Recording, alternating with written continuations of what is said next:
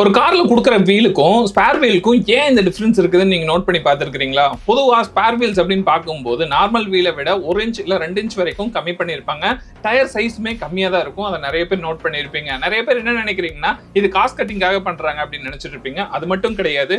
முக்கியமா boot space வந்து கொஞ்சம் இன்கிரீஸ் ஆகணும் அப்படின்னு சொல்லிட்டு ஸ்பேர் வீலோட சைஸ வந்து கம்மியா குடுக்குறாங்க. 2வது முக்கியமான விஷயம், ஸ்பேர் வீல் ஆக்சுவலான வீல் சைஸ்க்கே குடுத்திருந்தா, அதே சைஸ்ல வந்து குடுத்திருந்தா, அடுத்து ஸ்பேர் வீலுக்கு பார்த்தீங்கன்னா, அத ரெடி பண்ணி வைக்க மாட்டாங்க அப்படிங்கிற காரணமும் இருக்குது.